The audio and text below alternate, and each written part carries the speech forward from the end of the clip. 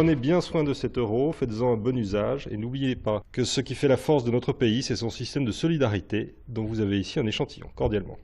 À l'UMP du Rhône, on n'en revient pas. Après le rejet des comptes de campagne de Nicolas Sarkozy, les dons arrivent et parmi eux, un chèque du Parti communiste de la section d'Oulin pour un montant d'1 €. Ça nous a beaucoup fait rire, on a reçu une lettre et un chèque surtout, qui parvient d'ailleurs de la même banque que la nôtre. Voilà, c'est un clin d'œil plein d'humour aux difficultés que rencontre notre parti actuellement. L'auteur de la blague, c'est Bertrand Mantelet, secrétaire de la section PC oulinoise. Dans le courrier qui accompagne ce don d'1 €, il précise que cela n'a pas été aisé de rassembler cette somme, les militants communistes n'ayant pas profité de la crise. Aucun de nous n'exerçant dans les milieux de la finance, du CAC 40 ou des produits de luxe.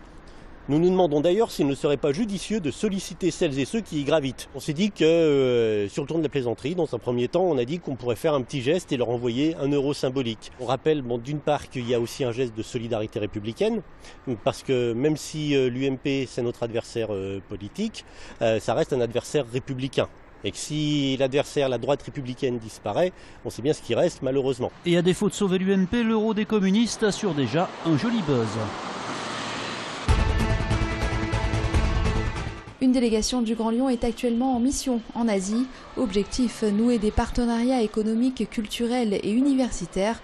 Première étape de ce déplacement, Tokyo. Dans cette mégalopole de 13 millions d'habitants, le réseau de transport en commun est fortement développé avec plus de 3 milliards de passagers chaque année. De quoi inspirer le futur aménagement de la gare de la Part-Dieu. Comment on pourrait faire l'interconnexion à Lyon entre les TGV d'une part, les trains intercités d'autre part. Actuellement, 120 000 passagers transitent chaque jour par la gare lyonnaise, une fréquentation qui devrait doubler d'ici 2030.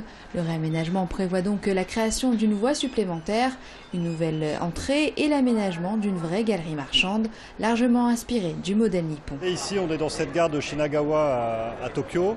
On est dans une gare extrêmement fréquentée par sans doute à peu près 1 million de voyageurs par jour. Et en même temps, il n'y a pas un bâtiment de la gare.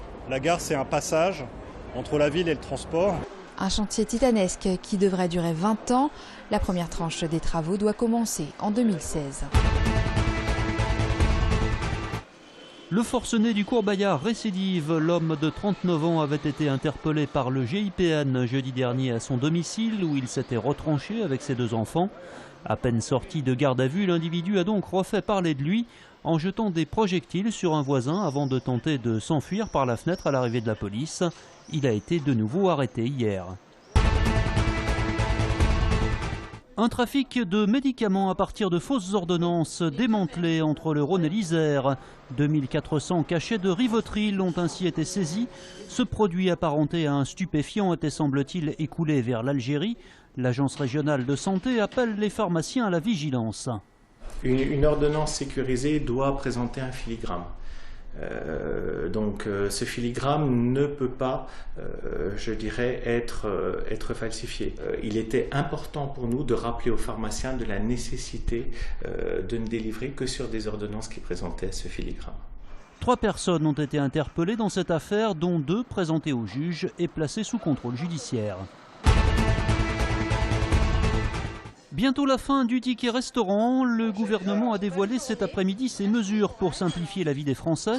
Parmi celles-ci, ce projet de remplacer les chèques resto par une carte de paiement rechargeable type Monéo. Dans la capitale de la gastronomie, les restaurateurs apprécient ce qui constituerait pour eux un sérieux gain de temps. Alors aujourd'hui, nous, on est presque à 30% de tickets restaurant. 30%, ça nous fait, voilà, comme tu disais, une charge de travail en plus. Voilà, tamponner un par un, découper un par un, donc c'est long, quoi. Les restaurateurs consacreraient une demi-heure par jour au traitement des tickets restaurants. Autre avantage de la carte, en cas de vol, on peut faire opposition. Je pense que c'est une mise en route et un fonctionnement à bien expliquer au début. Après, tout le monde utilise une carte bleue aujourd'hui, quoi. Mais avec une carte, certains craignent de ne plus pouvoir se partager les tickets. Donc j'ai eu ce ticket restaurant avec la boîte de mon père qui me les donne tous les mois. Et avec la dématérialisation, il ne pourra plus vous les donner. C'est ça, il ne pourra plus me les donner. Du coup, je serai obligé de manger avec un autre moyen pour payer mes repas. 500 millions de tickets restaurants sont émis chaque année en France. Deuxième match amical et deuxième match nul pour l'OL qui a été tenu en échec la nuit dernière chez les Red Bull de New York. Après avoir rapidement mené au score, les Lyonnais se sont fait surprendre par 2 fois, puis ont finalement égalisé grâce à Yoann Gourcuff. Il reste désormais 15 jours aux joueurs de Rémi Garde pour peaufiner leur préparation en vue du tour préliminaire de la Ligue des Champions.